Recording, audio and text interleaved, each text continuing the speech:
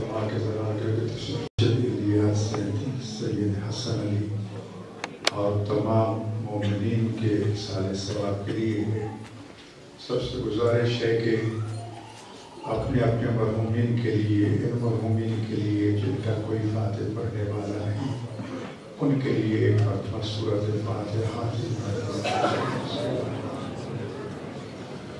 الحمدللہ رب العالمین الرحمن الرحیم مالک یوم الدین ایاک نعبد و ایاک نستعین اهدنا الصراط المستقیم صراط الذین انعمت علیہم غیر المغضوب علیہم ولا الضالین بسم اللہ الرحمن الرحیم اللهم صل نبیک الحجۃ ابن الحسن صلواتک علیہ وعلی آبائہ في هذه الساعة وفي كل ساعة وليا وحافظا وقائدا وناصرا ودليلا وعينا حتى تسكنه برزك طوعا وتودعه فيها طويلا برحمتك ورحمتك يا أرحم الراحمين.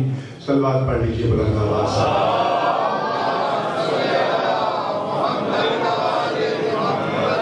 أعوذ بالله من الشيطان اللعين الرجيم. بسم الله الرحمن الرحيم. الحمد لله رب العالمين والعاقبة للمتقين والصلاة والسلام على خاتم الأنبياء والمرسلين أبي القاسم محمد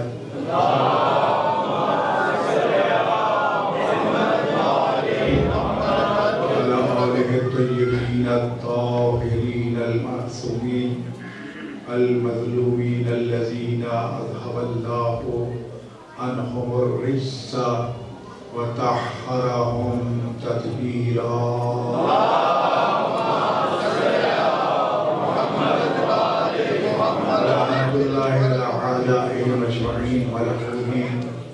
من يوم عذابتهم إلى يوم الدين. أما بعد فقد قال الله سبحانه وتعالى بكلامه الأعلى بسم الله الرحمن الرحيم. إنا أعطيناك الكوثر فصل لربك وانحر إن شانئك هو الأبتر. وقال النبي صلى الله عليه وآله وسلم الفاطمة بسعة مني فمن آذاها فقد آذاني. صلوات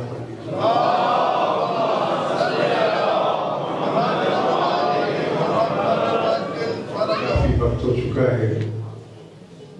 آج کا دن جو ہے اہل بیت اطہار اور مہربان اہل بیت کے لیے عاشور سے کم دن نہیں ہے.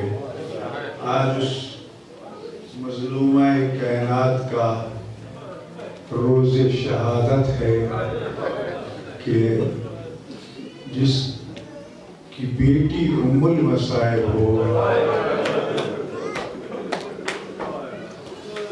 جس نے ہر ظلم سہا،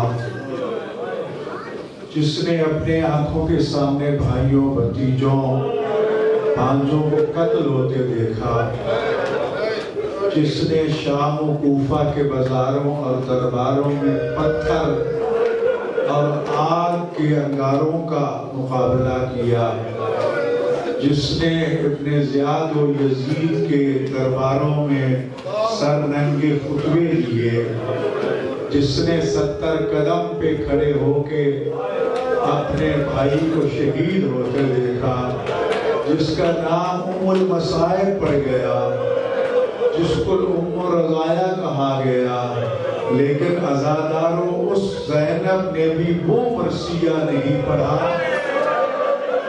جو زینب کی ماں زہرا نے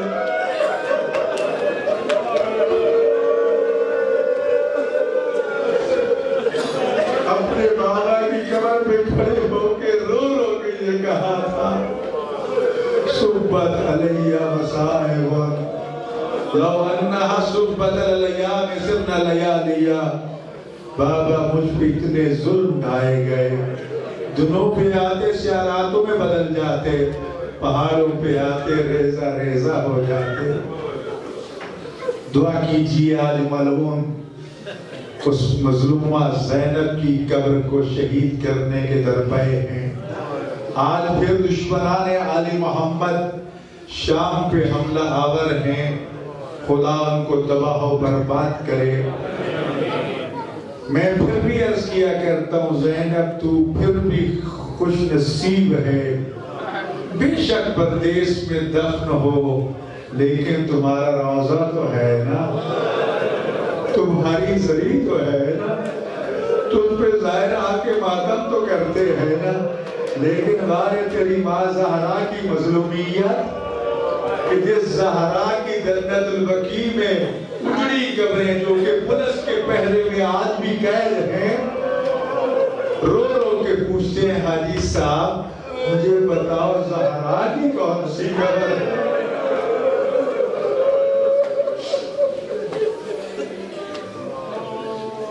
ہر طرف چراغ روشن ہے، پورا مدینہ روشن ہے، اگر اندھیرا ہے تو رسول کی بیٹی فاطمہ کی قبر اطہر پہ اندھیرا ہے۔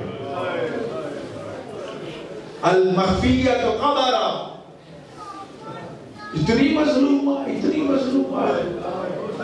کہ جس کی قبر کا نشان کا بھی پتہ نہیں۔ کوئی کہتا ہے روضۃ من ریاض الجنہ میں دفن ہے بطول، کوئی کہتا ہے بی بی گھر میں دفن ہے، کوئی کہتا ہے جنت البقیع میں دفن ہے۔ سوچا کرو عزادارو، آخر علی کی کیا مجبوری تھی کہ ایک تو بطول کی وصیت تھی کہ میرا جنازہ رات کی تاریکی میں اٹھایا جائے، بطول کی وصیت تھی کہ فلاں فلاں کو میرے جنازے پہ نہ بلایا جائے، اور پھر یہ فرمایا تھا کہ میری 40 قبریں بنانا تاکہ دشمن کو پتہ نہ چلے، یعنی دفن ہونے کے بعد بھی بطول محفوظ نہ تھی۔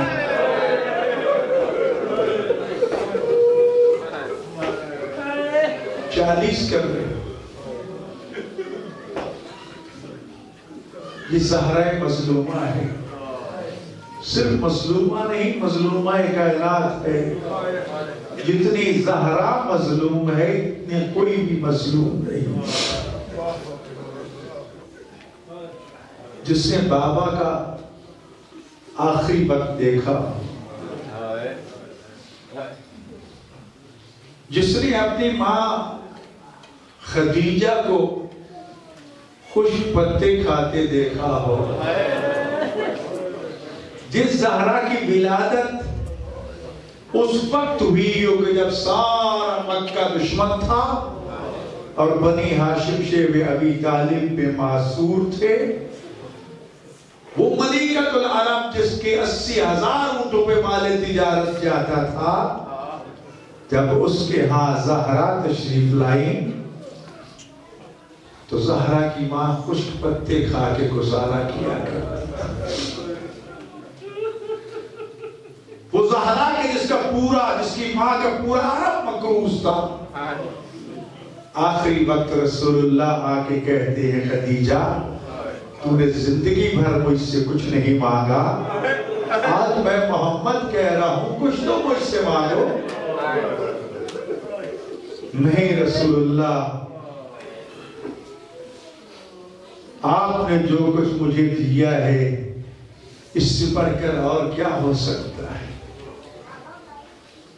فاطمہ جیسی ماں، بیٹی کی ماں بننے کا شرف مجھے حاصل ہوا ہے، ام المعصومین ہونے کا شرف مجھے حاصل ہوا ہے، اس سے بڑھ کر میرے لیے کیا اعزاز ہو سکتا ہے۔ لیکن جب رسول اللہ نے فرمایا نہیں خدیجہ میں چاہتا ہوں کہ مجھ سے کچھ مانگو، کہا آپ کو فرماتے ہیں تو پھر بس یہی مانتی ہوں۔ اپنی 5 سالہ زہرا کو بلایا، ہاتھ پکڑ کے رسول اللہ کے ہاتھوں میں دے کے فرمایا میرے بعد زہرا کی ماں بھی آپ ہیں، باپ بھی ہیں، میرے ساتھ ایک ہی وعدہ کرو، میرے بعد زہرا کو کوئی رلائے نہ۔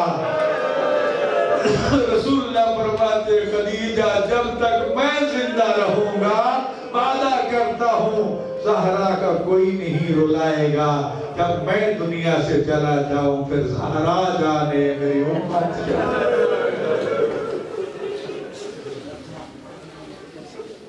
خدا کی قسم کہہ کے کاروں قسم کھانے کا عادی نہیں ہوں۔ جنت البقیع میں چلے جاؤ، ایک طرف گھوڑے اور بندوقاں لے کر کھڑے ہیں، رک کے سلام تک نہیں کرنے دیتے، زیارت نہیں کرنے دیتے، فاتحہ نہیں پڑھنے دیتے۔ زہرا آج بھی فوجیوں کے پہروں میں قید ہے، اور اگر کوئی پوچھ لے اسے تازیانے مارے جاتے۔ وہ زہرا مظلومہ جس کے بیٹوں بیٹیوں نے وہ قربانی دی، اگر وہ قربانی نہ دیتے تو آج اسلام ہمارے پاس نہ ہوتا۔ عزیزان گرامی، اس مظلومہ کے جتنے فضائل ہیں، میں نے عرض کیا تھا کہ قرآن کریم جگہ جگہ اس بی بی کے فضائل و مناقب کو بیان فرماتا ہے۔ اس کے 9 نام ہیں جو نام اللہ نے عطا کیے تھے۔ فاطمہ ہے، زکیہ ہے، راضیہ ہے، مرضیہ ہے، بطول ہے، طاہرہ ہے۔ یہ القاب، یہ نام اللہ نے اس بی بی کو عطا کیے تھے۔ اور پھر فاطمہ وہ نام ہے جس سے پہلے کسی کا نام نہیں تھا۔ فاطمہ کے معنی یہ ہے کہ مخلوق جس کے مقام اور رتبے کو پہچاننے سے عاجز آ جائے اس کو فاطمہ کہتے ہیں۔ جو سر من اسرار اللہ، جو اللہ کے رازوں میں سے ایک راز ہے، جس کے بارے میں خدا نے تقریباً 3 تو صورتیں پوری کی پوری میں نے عرض کیا تھا کہ اس بی بی کی شان میں نازل ہوئی۔ سورہ کوثر، سورہ قدر، یہ شب قدر جسے ہم کہتے ہیں نا، لیلۃ القدر جو ہے، سورہ قدر جو ہے، یہ قرآن کی سورتوں کی سردار سورت ہے۔ حدیث میں ہے کہ ہر قوم، ہر قبیلے کا، ہر خاندان کا کوئی نہ کوئی سردار ہوتا ہے۔ قرآن کی سورتوں کا سردار سورہ قدر ہے۔ پھر انداز گفتگو کل بھی میں نے عرض کیا تھا، وَمَا أَدْرَاكَ مَا لَيْلَةُ الْقَدْرِ، وہ دنیا والوں تم کیا پہچانو شب قدر کیا ہے؟ اور میں نے جملہ بدل کے کہا تھا کہ اگر یہ کہا جائے وَمَا أَدْرَاكَ مَا الْفَاطِمَةُ، تم کیا جانو فاطمہ کا مقام اور رتبہ کیا ہے؟ جس کو رسول اللہ نے فرمایا تھا کہ فاطمہ انسانی صورت میں حور ہے، فاطمہ جو جنت کی، کائنات کی تمام عورتوں کی سردار ہے، وہ فاطمہ جس کے بارے میں رسول اللہ نے فرمایا تھا لولا علی لما کان الکف لفاطمہ، اگر علی نہ ہوتے تو فاطمہ کا کوئی کائنات میں کف موجود نہ ہوتا۔ وہ فاطمہ، تصویر تو فاطمہ کی پڑھتے ہو جی، جو رسول اللہ نے اپنی بیٹی کو عطا کی تھی کہ جب کچھ کنیزیں آئیں تو کسی نے کہا کہ آپ بھی بابا سے جا کے خدمت کے لیے کوئی کنیز مانگ لو۔ رسول اللہ کی خدمت میں، بابا کی خدمت میں حاضر ہوئی۔ رسول اللہ نے فرمایا فاطمہ کیا میں تمہیں کوئی ایسی چیز نہ دوں جو دنیا اور آخرت سے افضل ہو؟ خوش ہو کے بیٹی کہتی بابا اس سے بہتر کیا ہے؟ فرمایا فاطمہ میں تمہیں تصویر دیتا ہوں، 34 مرتبہ اللہ اکبر پڑھ، 33 مرتبہ الحمدللہ، 33 مرتبہ سبحان اللہ۔ کم کم از کم جو تعقیب نماز بیان کی گئی ہے نا کہ نماز کے بعد اگر اور کوئی دعا نہیں کر سکتے تو جناب زہرا کی تسبیح پڑھ لیا. اس کا شان نزول یہ بھی بیان کیا گیا کہ جب بہت سے لوگوں نے آ کے رسول اللہ سے جناب زہرا کا رشتہ طلب کیا تو آپ نے ہر طلب کرنے والے کے چہرے سے چہرہ موڑ دیا اور چہرے پہ نفرت کا اظہار کیا. کسی نے علی سے کہا کہ تم جاؤ, تمہیں رسول اللہ منع نہیں کریں گے. جب علی نے آ کے رشتہ مانگا تو فرمایا میں اللہ سے پوچھتا ہوں اللہ کی رضا کیا ہے. خداوند متعال نے دنیا کو بتانے کے لیے کہیں رسول اللہ نے صرف اپنی مرضی سے یہ نہیں کیا, ہو سکتا ہے کسی کے دل میں خیال آ جائے. فرمایا میرا حبیب میں اپنے ستارہ زہرا کو اس گھر میں بھیجوں گا جس گھر کا مالک زہرا کا کف قرار پائے گا. رسول اللہ نے اصحاب کو فرمایا کہ دیکھو اس کا فیصلہ میرا پروردگار کرے گا. کیسے پہچانے؟ کا ستارہ زہرا اترے گا, پورا مدینہ دیکھ رہا ہے, جناب سیدہ بھی دیکھ رہی ہے. سیدہ نے جب دیکھا کہ ستارہ زہرا آسمان سے ٹوٹا تو اللہ اکبر کی تسبیح پڑھنا شروع کی. توجہ ایسا نظر آتا بی بی کا تذکرہ ذرا جاگ کے سنیے, زیادہ دیر زحمت نہیں لگی. صلوات پڑھ لیجیے بلند آواز سے.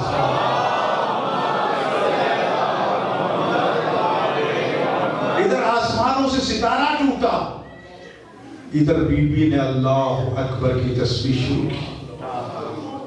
صدیق ستارہ مدینہ کی فضاؤں میں آیا, بی بی نے الحمد شروع کی. چاروں طرف چکر لگاتا لگاتا اس گھر میں اترا جو علی ابن ابی طالب کا گھر تھا.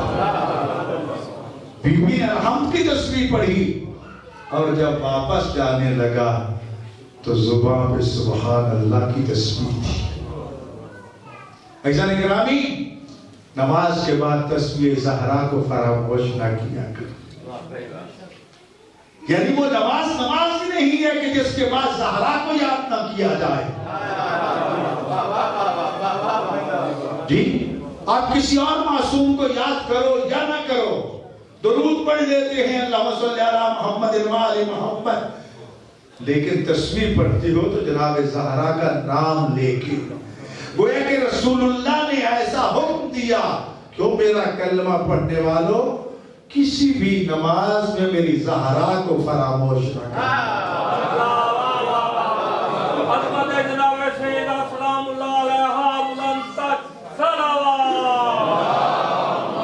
میری زہرا کو فراموش نہ کرنا.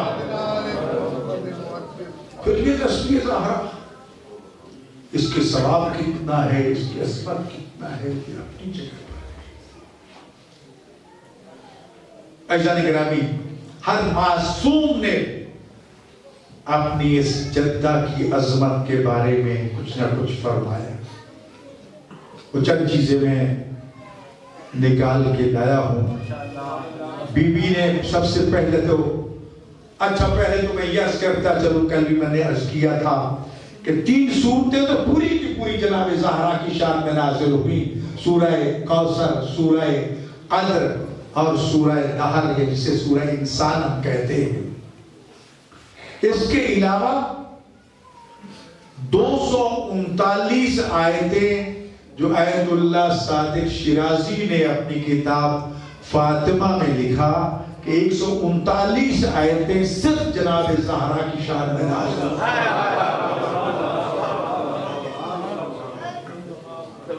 139 وہ اور پھر یہ 3 صورتیں. اور ویسے بھی ثلث قرآن جو ہے, ربع قرآن, ثلث قرآن روایت میں ہے کہ یہ تو اہل بیت کی شان میں نازل. حدیث قدسی میں نے کل عرض کی تھی کہ اللہ نے حدیث قدسی میں بھی سیدہ کا تذکرہ کیا کہ یا احمد لولاک لما خلقت الافلاک، اے میرے احمد اگر تجھے پیدا نہ کرتا تو کائنات کی کوئی چیز پیدا نہ کرتا۔ پھر یہی حدیث ختم نہیں ہوتی، لولا خلقت علی لما خلقتک، اے میرے حبیب اگر میں علی کو پیدا نہ کرتا تجھے بھی پیدا نہ کرتا۔ اور پھر ارشاد فرمایا لولا خلقت فاطمہ لما خلقتکما، اگر میں اپنی کنی زہرا فاطمہ کو خلق نہ کرتا، اے مرتضیٰ نہ تجھے پیدا کرتا، اے مصطفیٰ نہ تجھے۔ اب اس میں کتنے راز و رموز ہیں، اس طرح میں نے ایک واقعہ حدیث بیان کی تھی، وقت بہت کم ہے، اس کی طرف نہیں جانا چاہتا۔ تو حدیث قدسی میں جس کا تذکرہ اللہ فرما رہا ہو، اور حدیث قصہ جو ہے نا، یہ حدیث قدسی بھی ہے، یہ حدیث نبوی بھی ہے، یہ حدیث فاطمی بھی ہے، یہ حدیث علوی بھی ہے، یہ حدیث حسنی بھی ہے، یہ حدیث حسینی بھی ہے، یہ حدیث جبرائیل بھی ہے، اور یہ کلام ملائکہ بھی ہے، اور یہ محمد و آل محمد کا وہ قصیدہ ہے کہ جس کا ایک ایک جملہ اپنے دامن میں ایک بہت بڑا پیغام لیے ہوئے ہے۔ حدیث قصہ کو ویسے نہ پڑھ چھوڑا کرو، بے شک ایک سطر پڑھو لیکن اس پہ غور و فکر کرو، ایک ایک جملے پہ غور، صرف ترجمہ نہیں، اس کے اندر جو مفہوم ہے، جو پیغام زہرا ہے، اس کو دیکھا کرو۔ کہنے کو یہ حدیث عن جابر بن عبداللہ انصاری، سب سے پہلے جہاں سوال کھڑا ہو جاتا ہے، جابر روایت کر رہا ہے جناب زہرا سے، جابر کون ہے جسے یہ عظمت ملی ہے کہ وہ بطول سے ہم کلام ہو؟ یہ کتنا مقام، کتنا رتبہ، کتنی اس کی عظمت۔ جابر وہ صحابی رسول ہے جسے 7 معصومین کی خدمت میں حاضری کا شرف حاصل ہوا۔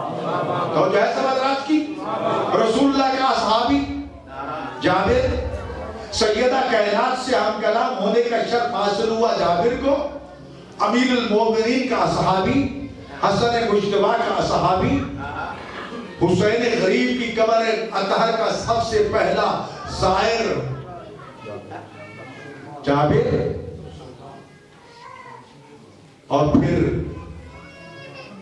زین العابدین علیہ السلام کی خدمت میں، اور پھر 7ویں معصوم باقر علیہ السلام کی خدمت میں حاضر ہونے کی خوشخبری رسول اللہ نے دی تھی کہ جابر تم باقر کی خدمت پہ پہنچو گے، جب وہاں پہنچنا تو میرے سلام پیش کرنا۔ تو میں عرض کیا کرتا ہوں جابر تیری عظمت کے کیا کہنے کہ جو رسول اللہ کے سلاموں کا امین بن کے جابر کی خدمت میں رسول کے سلام پہنچا رہا ہو، اسے جابر کہتے ہیں۔ وہ جابر جو جنگ خندق میں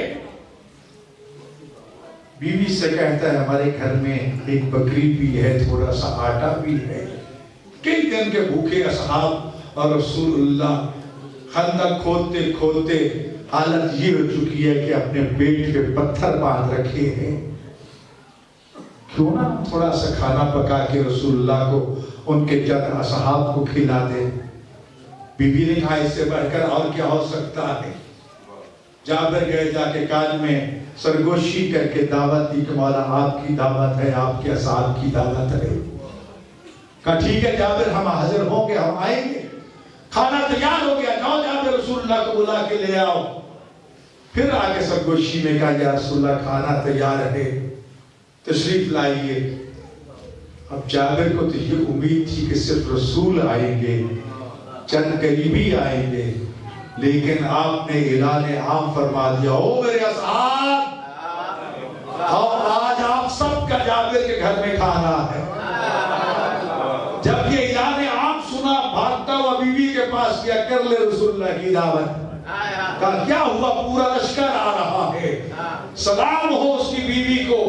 کتنے ایمان کے رتبے پر فائز تھی، کہتی ہے اصحاب کو تو نے دعوت دی ہے یا رسول اللہ نے دعوت دی ہے؟ دعوت تو رسول اللہ نے دی ہے کہ جب رسول نے دعوت دیا تجھے کیا فکر ہے؟ رسول جانے اور کھانا جانا.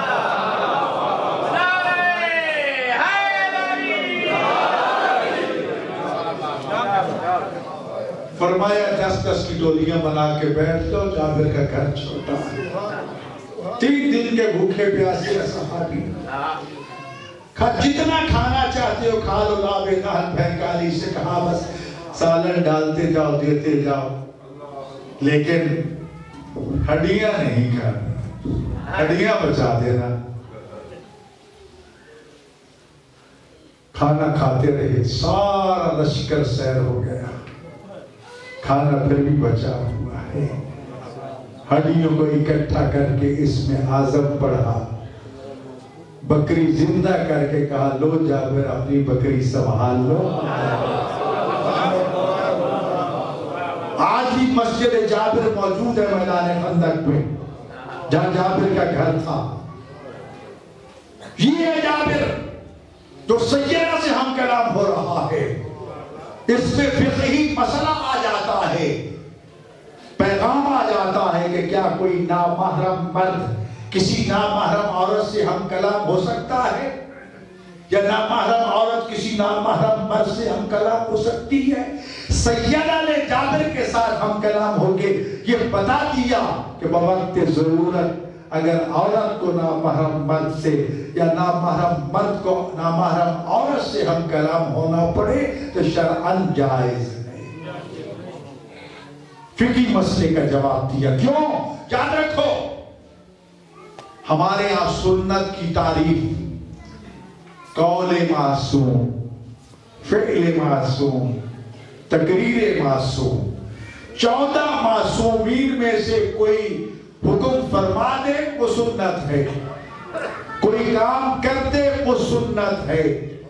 کوئی ان کے سامنے کام کرے اور وہ منع کر دے یا منع نہ کرے، منع کر دے تو رکنا واجب ہے، نہ منع کرے تو وہ سنت ہے، اس کو بجا لانا ضروری ہے.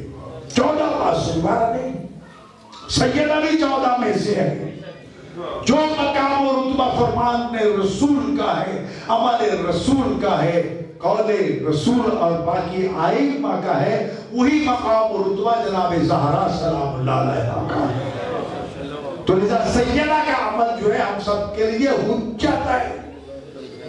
جب وہ مجتہدین اجتہاد کرتے ہیں تو اجتہاد میں سیدہ کے فرمان کو بھی وہی مقام دیتے ہیں جو رسول اللہ کے فرمان کو یا باقی آئمہ کے فرامین کو مقام اور رتبہ دیتے ہیں. تو حدیث کے ساتھ اس کو غور و فکر سے پڑھا کرو، تفصیل میں نہیں جانا چاہتا. بی بی نے بہت سے مسائل کا جواب دے دیا، رسول اللہ نے بہت سے ہمارے علم کلام اور عقائد کے سوالات کا جواب دے دیا. اور سب سے بڑی بات جو بتا دی کہ جہاں کہیں بھی ہمارا تذکرہ ہوتا ہے حفت بہم الملائکہ، آسمان سے فرشتے نازل ہوتے ہیں، وہ چاروں طرف سے گھیر کے بیٹھ جاتے ہیں اور اس وقت تک بیٹھے رہتے ہیں اِلَىٰ أَن يَتَفَرَّقُوا، یہاں تک کہ جب بیٹھنے والے وہاں سے منتشر ہو جاتے ہیں اس وقت تک وہ نہیں جاتے. اور جب جاتے ہیں مالائے اعلیٰ میں تو فرشتے آسمانی فرشتے پوچھتے ہیں جب گئے تھے تو تم میں خوشبو نہیں تھی، یہ کیسی خوشبو ہم سونگ رہے ہیں؟ تو کہتے ہیں فرش پہ گئے تھے، فرزند زہرا کی مجلس تھی، مٹی پہ بیٹھ گئے تھے، اگر یہ خوشبو ہے تو وہیں کی خوشبو. کہتے ہیں ہمیں بھی لے چلو. مجلس ختم ہو گئی، پڑھنے والے چلے گئے، سننے والے چلے گئے. کہتے ہیں بے شک چلے گئے ہیں لیکن ہمارا یقین ہے کہ اس مٹی میں اب بھی تاثیر موجود ہوگی. جہاں ذکر محمد و آل محمد ہوتا ہے آئیں گے وہ بھی اپنی پروں کو اس خاک سے آلودہ کر کے جنت میں جائیں گے. تو عزیزان گرامی جس فرش پہ آپ بیٹھتے ہیں، کل بھی میں نے عرض کیا تھا کہ باقر آل محمد سے رسول اللہ نے یہ ارشاد فرمایا تھا کہ جہاں کہیں بھی ہمارا اہل بیت کا تذکرہ ہوتا ہے وہ زمین کوئی عام زمین نہیں رہتی، وہ جنت کے ٹکڑوں میں سے ایک جنت کا باغ بن جاتا ہے. اور محمد محمد بلندتر سلام.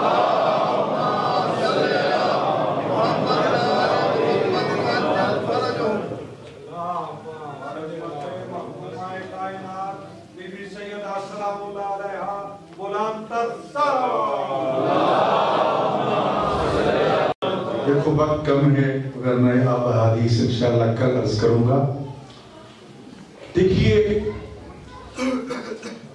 سیدہ کائنات پہ اسی حدیث کتاب خطبہ زہرا پہ آیت اللہ الحسنہ سید محمد شیرازی نے 6 جلدیں لکھ دی پوری.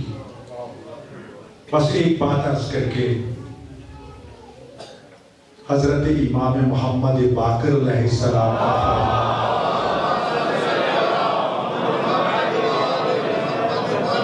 کہ جب اللہ تعالیٰ نے جناب زہرا سلام اللہ علیہ کو خلق فرمایا تو اپنی ساری مخلوق پر بی بی کی اطاعت کو واجب کر دیا. پھر دہرانا چاہتا باقر آل محمد فرماتے ہیں کیا جب اللہ نے جناب زہرا کو خلق فرمایا تو اپنی ساری مخلوق جمیع الخلق ساری مخلوق پر بی بی کی اطاعت کو فرض قرار دے دیا. اب کہنے کو لفظ جمیع کافی تھا. ساری دنیا کی مخلوقات کو اپنے دامن میں یہ جملہ لے لیتا ہے یہ کلمہ لے لیتا ہے نہیں بلکہ وضاحت فرما دی مغالطہ نہ رہے علی الانس سے والجان انسانوں پر بھی زہرا کی اطاعت واجب ہے جنوں پر بھی زہرا کی اطاعت واجب ہے فرشتوں پر بھی زہرا کی اطاعت واجب ہے پرندوں درندوں پر بھی زہرا کی اطاعت واجب ہے. اور یاد رکھیے وہ امام علی نقی علیہ السلام کا واقعہ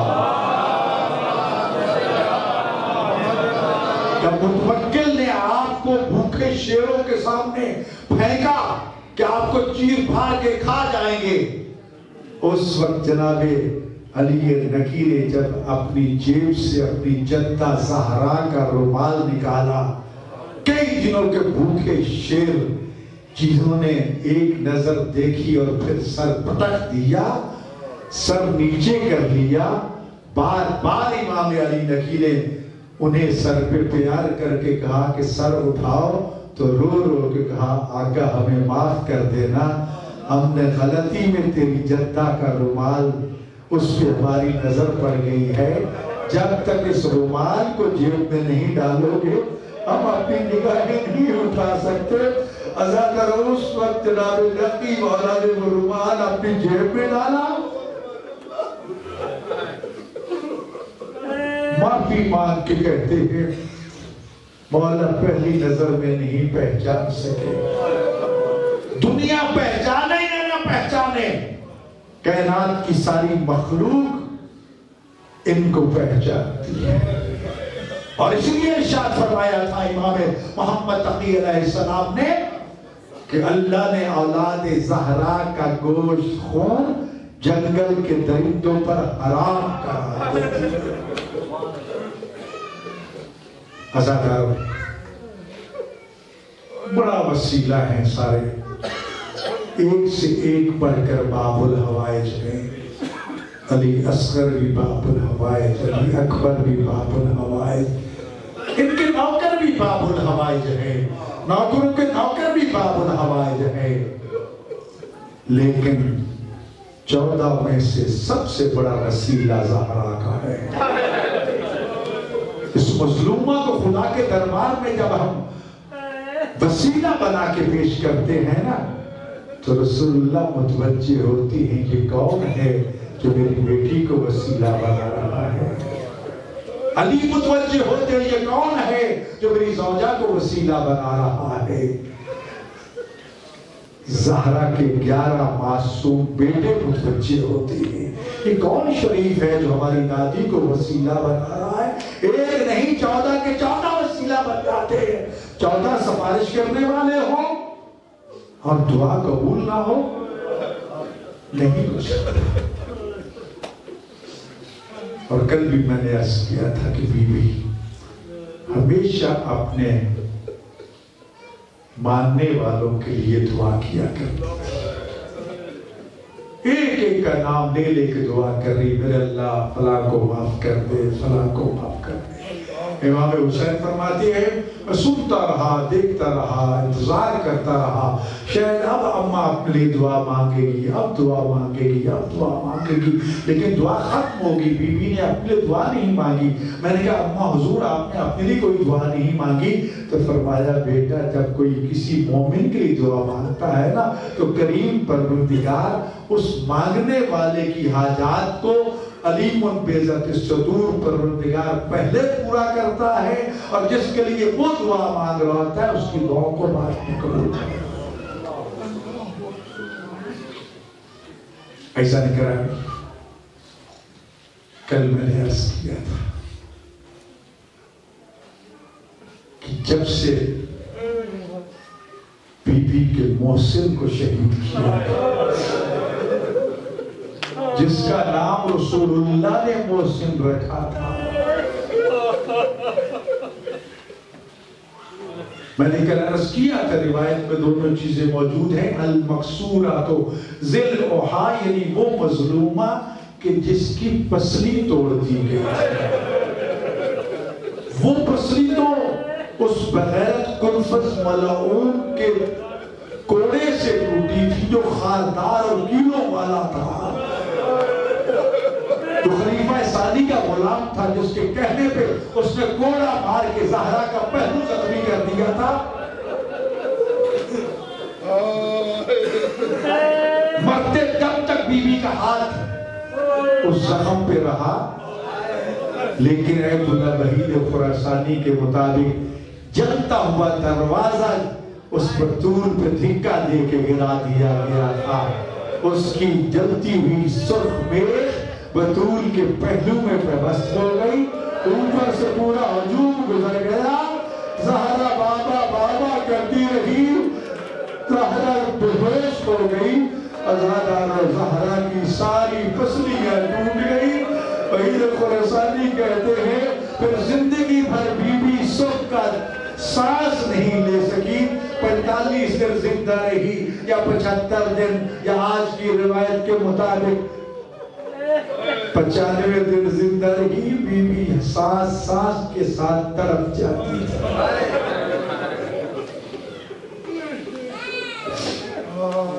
ہر وقت اپنے بابا کے غم میں روتی، مسلمانوں نے رونے سے منع کر دیا، آنکھیں اٹھا کے نگاہیں دروازے پہ ہوتی، کوئی تو مدینہ والا آئے گا نا مجھے بابا کا پرسہ دے گا۔ جب کوئی نہ آتا زینب کے گلے لگ کے زینب ماں کو پرسہ دیتی، ماں زینب کو پرسہ دیتی۔ خدا جانے کس طرح کل کی رات جو گزری ہے نا، مدینہ کی عورتیں بی بی کو تیمارداری کے لیے آئیں، لیکن بی بی نے کل رات خطبہ ارشاد فرمایا تھا مہاجرین و انصار کی عورتوں میں کہ جا کے اپنے شوہروں کو کہہ دے، وہ سخت جملے ہیں بی بی کے، سب کے ایمان کے بارے میں ان کا پول کھول کے رکھ دیا تھا بی بی۔ آج کا دن جب شروع ہوا، شدت درد سے تڑپ رہی ہے بطول، حسن حسین کے کپڑے بھی دھو رہی ہے، کھانا بھی بنا رہی ہے۔ علی مولا نے پوچھا فاطمہ میں نے کبھی آپ کو بیک وقت اتنے کام بیک وقت کرتے ہوئے نہیں دیکھے، تو کہتی ہے مولا میرا وقت شہادت قریب آ گیا ہے، میں دنیا سے جانے والی ہوں گی، تم سبھی میری تمیز و تکمیل میں مصروف ہو جاؤ گے، اس لیے میں حسنین کے کپڑے بھی دھو رہی ہوں اور کھانا بھی بنا رہی ہوں۔ ازادہ اس وقت بی بی شہزادوں سے کہتی ہے کہ جاؤ نانا کی قبر پہ چلے جاؤ، جا کے دعا مانگو کہ اللہ مجھے شفا عطا کرے، اور ادھر فضہ سے کہہ دیا فضہ جب تک میری تسبیح کی آواز آتی رہے سمجھنا کہ زہرا زندہ ہے، جس وقت آواز آنا بند ہو جائے نا سمجھنا کہ فاطمہ اس دنیا کی مصیبتوں سے جان چھڑا چکی۔ آزادہ اور شہزادی اپنے نانا کی قبر پہ آتے رو رو کے دعائیں کرتے، نانا ہماری ماں بیمار ہے، دعا کرو ہماری اماں ٹھیک ہو جائے۔ آزادہ جب چھوٹے چھوٹے شہزادوں نے رو رو کے دعائیں مانگی نا قبر رسول ہلنے لگ گئی۔ بعض روایات ہیں کہ رسول اللہ قبر سے باہر آئے اور فرمایا او میرے شہزادوں کس کے لیے دعائیں مانگ رہے ہو؟ میری دکھیاری بیٹی دنیا کی مصیبتوں سے آزاد ہو چکی ہے۔ اجرکم اللہ، رونے میں کنجوسی نہیں کرنی۔ آج مظلومہ کائنات کا جنازہ، صرف ایک جنازہ نہیں ادا کرو، آج اس مظلوم کا بھی جنازہ ہے جس کو مسلمانوں نے ماں کے شکم میں شہید کر دیا۔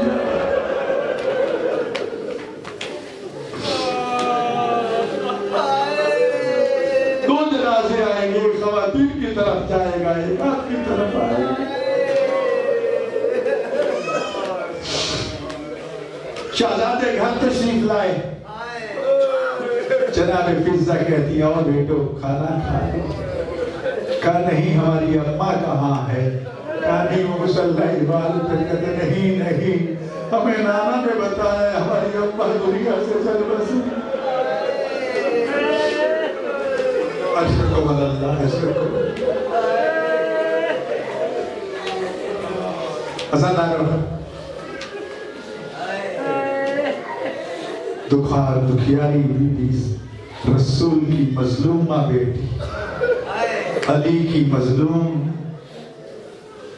زوجہ، علی بھی مظلوم ہے، خود اپنے خطبے میں ارشاد فرماتے ہیں انا المظلوم علی مظلوم۔ کیا اس سے کم ہوگی مظلومیت علی کی؟ ایک دن زہرا پوچھتی ہے کہ ابوالحسن میں نے سنا ہے کہ مدینہ والے آپ کو سلام نہیں کرتے، تو علی رو کے کہتے فاطمہ کاش یہی ہوتا، حالت تو یہ ہے کہ میں سلام کرتا ہوں اور میرے سلام کا کوئی جواب نہیں۔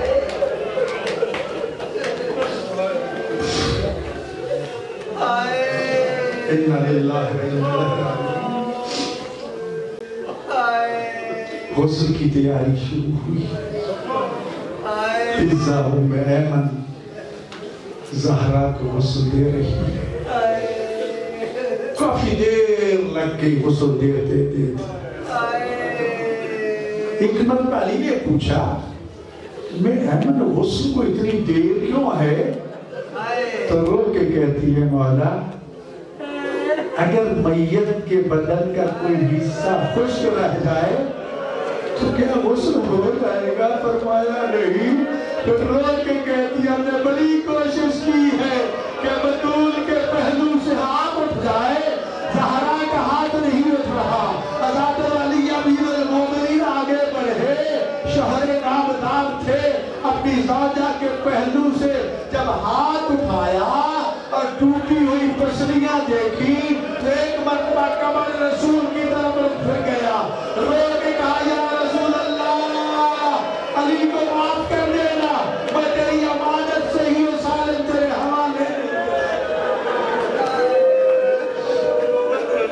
اجر کو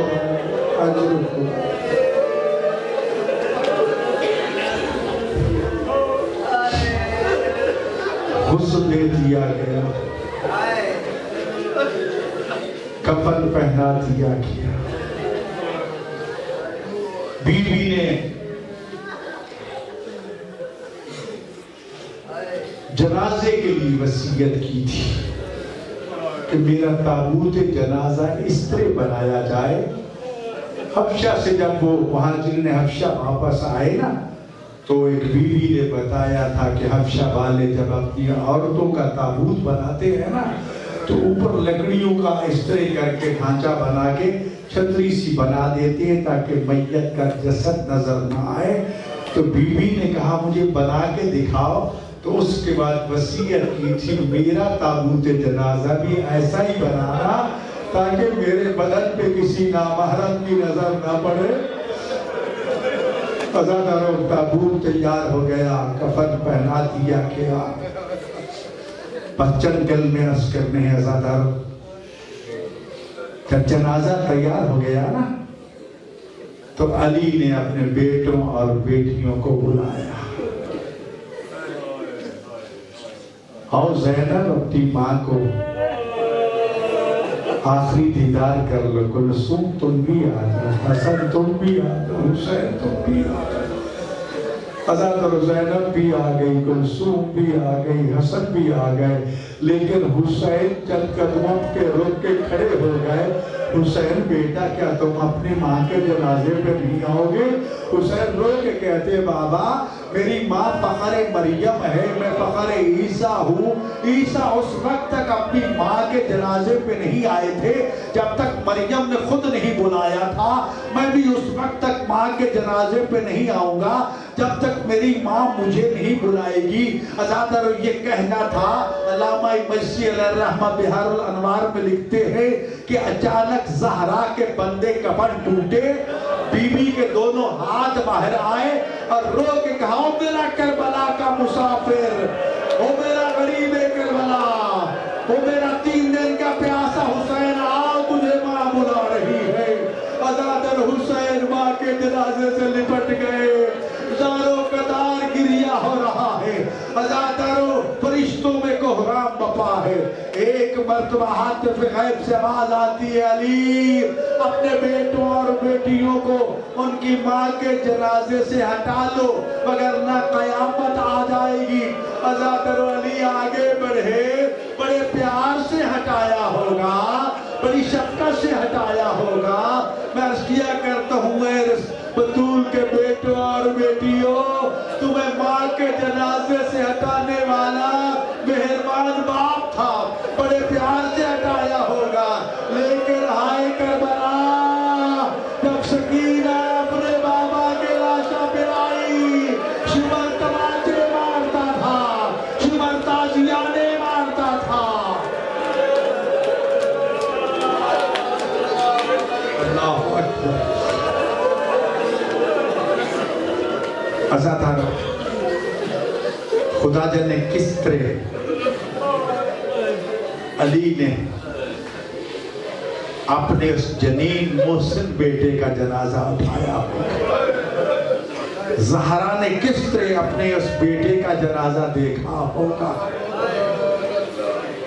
ہم بھول جاتے ہیں اس مظلوم کو، لیکن جس کا نام رسول اللہ نے رکھا تھا، بہرحال پھر بھی وہ خوش نصیب تھا شہزادہ کہ باپ نے اسے دفن کیا، ماں بھی موجود تھی۔ عزادارو لیکن جب زہرا کا جنازہ تیار ہوا نا تو بی بی کی یہ وصیت تھی علی میرا رات کی تاریکی میں جنازہ اٹھانا۔ عزادارو کتنے لوگ تھے جنازہ اٹھانے والے؟ چند ایک لوگ تھے۔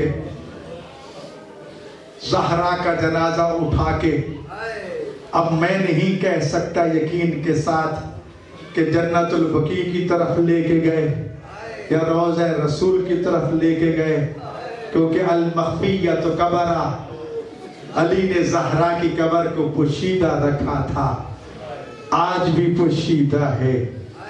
عزادارو جب جنازہ اٹھا کے چل رہے تھے نا تو ایک مرتبہ علی کی نگاہ زہرا کے جنازے کے نیچے ایک سائے پر پڑی۔ حسن سے پوچھا بیٹا یہ تیری ماں کے جنازے کے نیچے سایہ کس کا ہے؟ تو حسن کہتے ہیں بابا زینب اپنے ماں کے جنازے کے ساتھ آ رہی ہے۔ عزادارو غیور علی نے فرمایا جنازہ یہی رکھ دو، جاؤ حسن پہلے اپنی بہن زینب کو گھر چھوڑ کے آؤ، میری غیرت برداشت نہیں کرتی کہ کسی نامحرم کی نظر زینب کے سائے پہ پڑ جائے۔ وہ عزادارو آؤ مولا علی سے کہے یا علی آج ماں کے جنازے کے نیچے زینب کا چلنا برداشت نہیں ہو رہا، کل